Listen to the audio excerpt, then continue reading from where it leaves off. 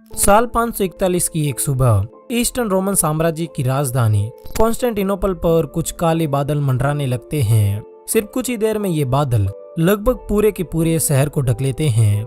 इन बादलों के कॉन्स्टेंटिनोपल का आसमान ढकने के कुछ ही दिनों के अंदर अंदर एकाएक शहर के लोग मरने लगते हैं।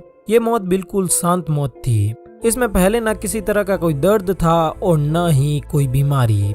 देखते ही देखते सिर्फ कुछ ही वक्त में रोमन साम्राज्य में सिर्फ लाशों के ढेर ही ढेर थे। उस वक्त के रोमन लोगों ने इस तरह की त्रासदी पहले ना कभी देखी थी और ना ही इस बारे में कभी सुना था। एक तो लोगों के सामने मौत का ऐसा भयानक तांडव हो रहा था और फिर ये बादल भी हटने का नाम नहीं ले रहे थे। लोगों को लगा कि अब रोमन साम्राज्य अपने अंत के करीब है। लेकिन ये घटना सिर्फ रोमन साम्राज्य तक ही सीमित नहीं थी, बल्कि ये उस वक्त की आधी से ज्यादा दुनिया तक फैल चुकी थी। मौत के इस भयानक तांडव की शुरुआत सन 536 ईस्वी में ही हो गई थी।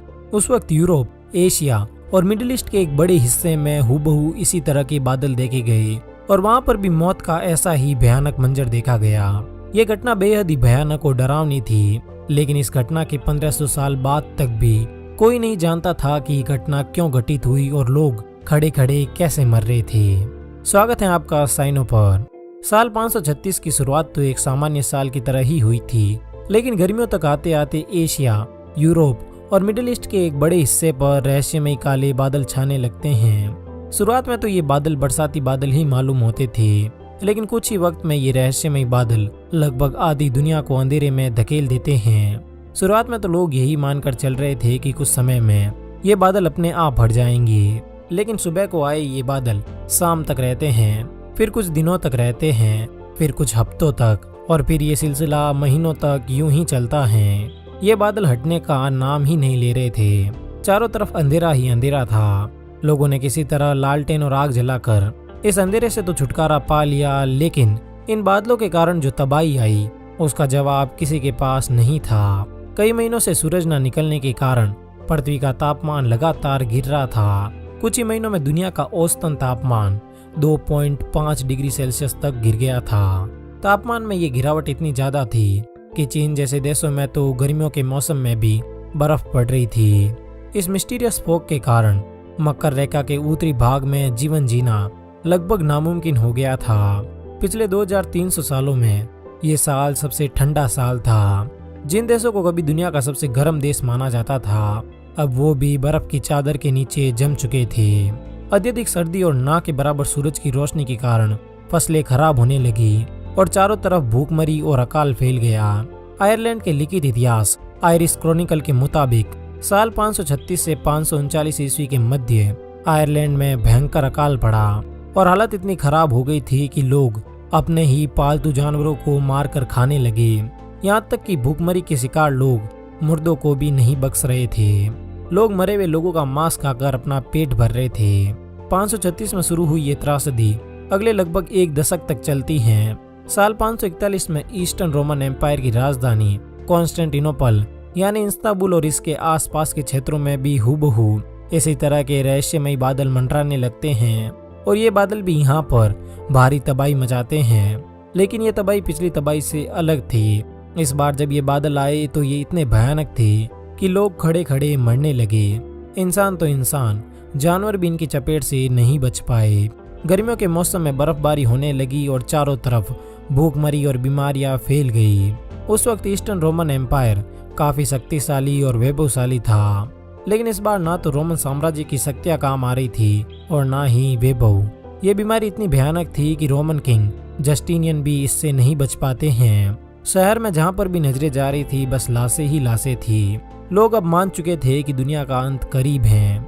ये फोग लगभग अगले 18 महीनों तक यूं ही तबाही मचाता है, लेकिन फिर धीरे धीरे आसमान साफ होता है और सूरज दिखाई देने लगता है।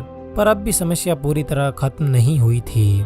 इन बादलों का प्रभाव इतना भयानक था कि दुनिया का तापमान वापस सामान्य होने में 10 साल का समय लगा और इस पूरी तबाही से रिकवर होने में यूरोप को 1 सदी का वक्त लगा। और इन 100 सालों के दौरान हालत ऐसी थी कि भूखमरी और अकाल तो मानो सामान्य सी बात हो चुकी थी। साल 541 में ईस्टर्न रोमन साम्राज्य यानी बाइजेंटाइन एम्पायर में फैली इस बीमारी को जस्टिनियन प्लेग के नाम से जाना जाता है। ये प्लेग इतना भयानक था कि जब ये फैला था तब इस्तांबुल की कुल जनसंख्या 10 लाख थी, लेकिन जब तक इसका अंत हुआ तब तक वहां की आधी से ज्यादा जनसंख्या खत्म हो चुकी थी।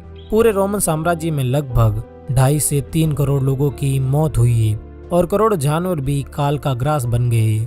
इस पूरी घटना की जानकारी 6ठी शताब्दी के प्रसिद्ध बाइजेंटाइन इतिहासकार प्रोकोपियस ऑफ कैसरिया से मिलती है।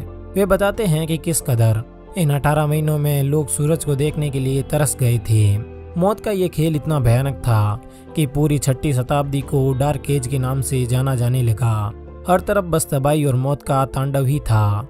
लेकिन प्रकृति के इस खौफनाक मंजर के सामने कोई कर भी क्या सकता था। उस वक्त विज्ञान भी इतना विकसित नहीं था और न ही इतनी आधुनिक चिकित्सा प्रणाली थी, इसलिए कोई नहीं जानता था कि ये बादल क्यों आए और इनकी वजह से लोगों की मौत क्यों हो रही थी। यह सवाल अगली कई सदियों तक इंसानों को परेशान करता रहा। लेकिन फिर इस घटना के 1500 साल बाद साल 2013 में जब एक रिसर्चर्स की टीम ग्रीनलैंड में रिसर्च कर रही थी तो उन्हें वहां पर 1500 साल पुराना बर्फ का एक ऐसा स्लैब मिला जो उस समय का था जब दुनिया भर में जस्टिनियन प्लेग फैला था। ग्रीनलैंड एक ऐसी जगह है जो धरती पर मौजूद जीता जागता टाइम कैप्सूल है। यहाँ पर हर समय तापमान 0 से नीचे रहता है, जिस कारण यहाँ की बर्फ कभी पिघलती ही नहीं है।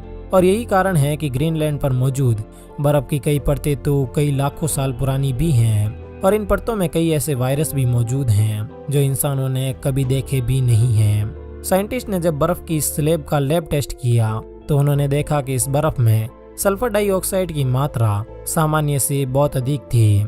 सल्फर डाइऑक्साइड एक ऐसी गैस होती है जो इंसानों के साथ साथ पेड़ पौधों के लिए भी जानलेवा होती है। अब इस बर्फ से ये बात तो कंफर्म हो गई थी कि आज से 1500 साल पहले दुनिया भर में जो काले बादल देखे गए थे वो सल्फर डाइऑक्साइड के बादल थे।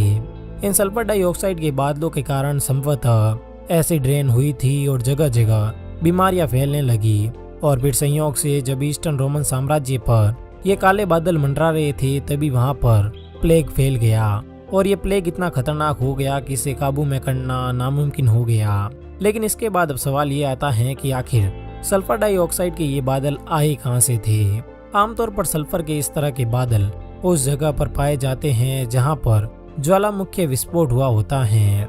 लेकिन उस वक्त यूरोप, मिडिल ईस्ट या एशिया में कहीं पर भी कोई ज्वालामुखी विस्फोट नहीं हुआ था। फिर थोड़ी और रिसर्च करने के बाद ये बात सामने आई कि साल 535 से 36 के बीच आइसलैंड में एक ज्वालामुखी विस्फोट हुआ था और इसी ज्वालामुखी विस्फोट से ये बादल बने थे। किसी भी ज्वालामुखी विस्फोट के दौरान निकलने वाली गैसेस में सल्फर प्रचुर मात्रा में होता है और ये इतना हल्का होता है कि ये कई हजारों मील की यात्रा भी तय कर सकता है। आइसलैंड में हुए इस विस्फोट के कारण दुनिया भर में ऐसे बादल देखे गए। लेकिन ये विस्फोट यहीं पर नहीं रुका। साल 540 और 547 में भी एक बार फिर एल साल्वाडोर और एक अन्य जगह पर ऐसे ही 2 और बड़े ज्वालामुखी विस्फोट हुए, जिस कारण ये बादल अलग अलग समय पर लगभग अगले 5 से 10 साल और मौजूद रहे।